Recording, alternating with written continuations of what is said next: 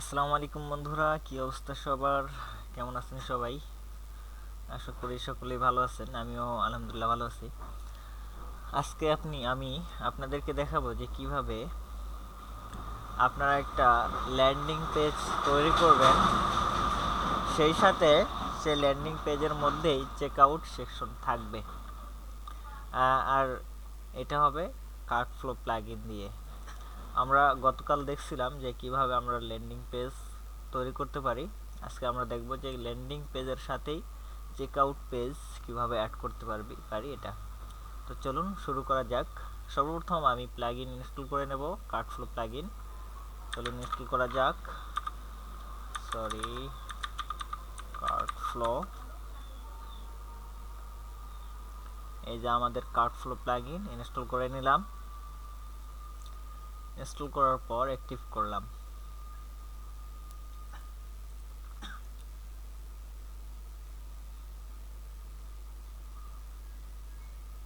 এটা আমি এগুলো স্কিপ করে দিলাম, এগুলোর দরকার নাই। আচ্ছা, নেক্সট। এলিমেন্টর স্কিপ না করি, কাজ করি। Commerce, next.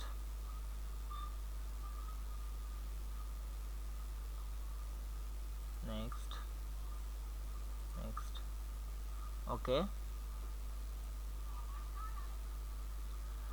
এবার এখান থেকে আমি ফানেলসে ক্লিক করব।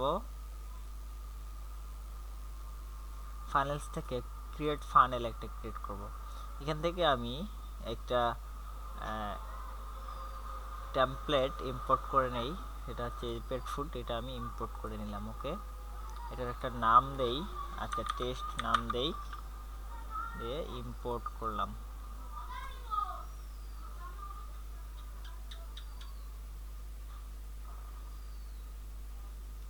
আমাদের ইম্পোর্ট হচ্ছে, দেখুন আমাদের টেমপ্লেটটা ইম্পোর্ট হয়ে গেছে। এখান থেকে আমি একটা প্রোডাক্ট ধরায় দেই। সেটিংস থেকে আমি এখান থেকে প্রোডাক্ট ধরায় দেই, অ্যাসর্টেড কফি দিলাম, অ্যাড করার পর সেভ করে দিলাম। এখন যদি আমি এটা ভিউ করি, ভিউ করার পর এখান থেকে অর্ডার নামে ক্লিক করি, দেখেন আমাদের সেই চেকআউট পেজ। আচ্ছা, এখন আমি ব্যাক করি। ব্যাক করার পর এটাকে যদি আমি এডিট উইথ এলিমেন্টর করি,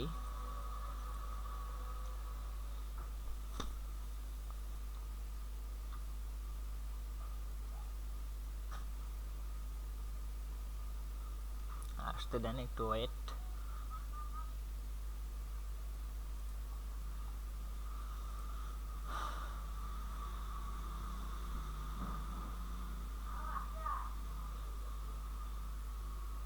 নেটটা একটু স্লো।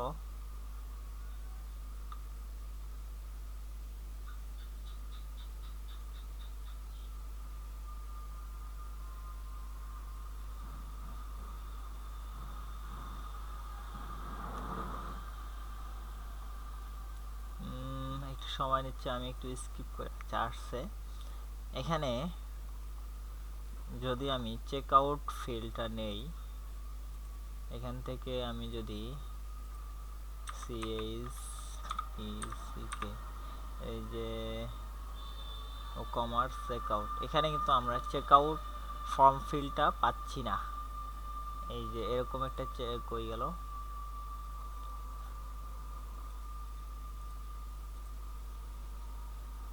এরকম একটা চেকআউট ফর্ম নেওয়ার জন্য একটা অ্যাড অন থাকার কথা, সেটা আমরা পাচ্ছি না। তো এর জন্য আমাদের কি করতে হবে? এর জন্য আমরা এই পেজটা বাদ দিব, দিয়ে আমরা যে এই যে পেজটা আছে এটাকে এডিট উইথ এলিমেন্টর করব। ওকে, অনেকেই আমাকে জিজ্ঞেস করছে, তাই আমি ভিডিওটা করতেছি।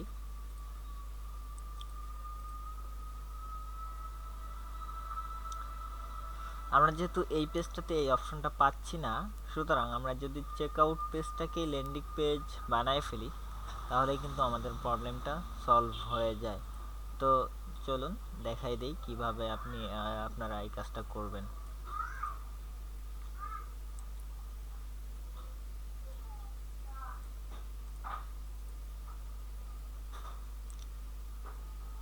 এইখান থেকে আপনারা সব কিছু এডিট করতে পারবেন। লোগোটাও চাইলে চেঞ্জ করে দিতে পারেন। এখানে আচ্ছা, লোগোগুলো থাকুক, সব কিছু থাকুক, আমি জাস্ট দেখাই দিই। এগুলো চাইলে সব কিছুই চেঞ্জ করে দিতে পারেন। এখান থেকে আমি কপি পেস্ট করে দেখাই দিই। ওকে, কপি, এখানে আমি পেস্ট করে দিই, পেস্ট। সরি, কোথায় গেল?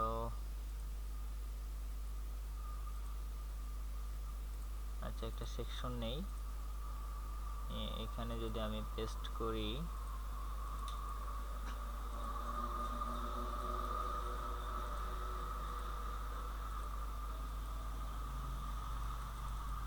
আচ্ছা এটা পেস্ট হচ্ছে না, ঠিক আছে। আমি এই কলামটা কপি করি,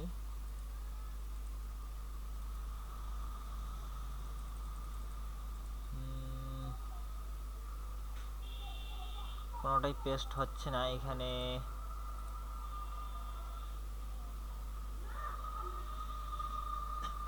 বুঝলাম না এর কারণ কি। আচ্ছা, এটাকে আমি টেমপ্লেট আকারে সেভ করে নিই। সেভ অ্যাজ টেমপ্লেট 1 দিলাম, দিয়ে সেভ করে দিলাম। এখানে যদি আমি এবার আসি, এখানে এসে একটা রিলোড দেই,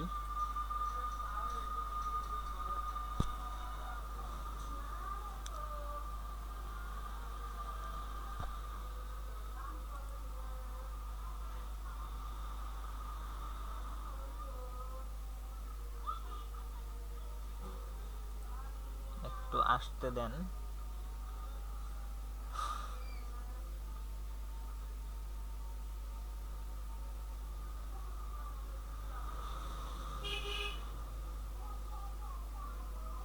আচ্ছা, চলে আসছে, একটু ঘুরতেছে, আমি একটু স্কিপ করে নেই। দেখুন চলে আসছে। এখানে যদি আমি টেমপ্লেটে ক্লিক করি, মাই টেমপ্লেট, এবং 1টাকে আমি ইনসার্ট করে দেই, অ্যাপ্লাই, দেখেন আমাদের এই সেকশনটা চলে আসছে।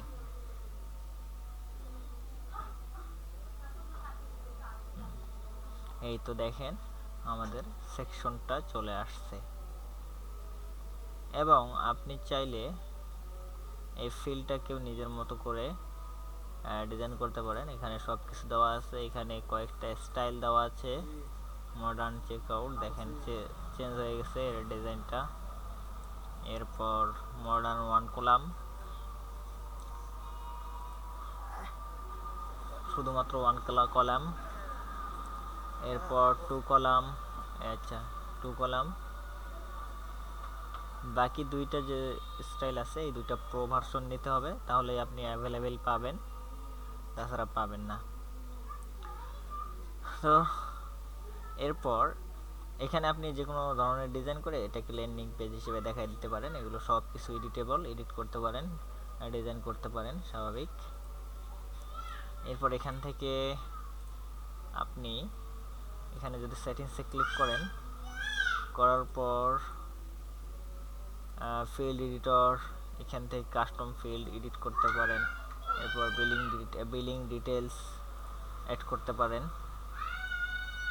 প্লেস অর্ডার বাটনে কি লেখা থাকবে সেগুলো অ্যাড করতে পারেন। আর এই যে এই বাটনটা আছে, এখান থেকে আপনি একটা বাটন নিয়ে আসতে পারেন,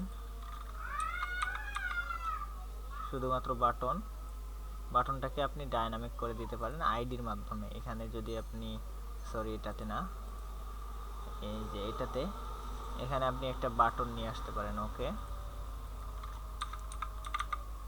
এখানে একটা বাটন নিয়ে আসেন, আসার পর এটাতে একটা আইডি সেট করে দেন। এই সেকশনটার এখানে একটা আইডি দিয়ে দেন,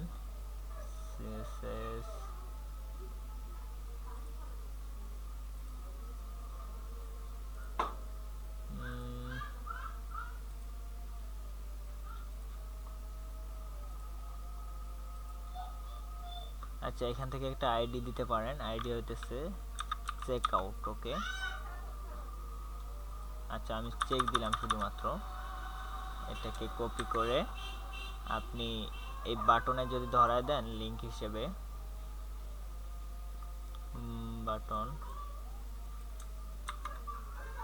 বাটনে যদি আপনি দিয়ে দেন, দিয়ে আপডেট দেন,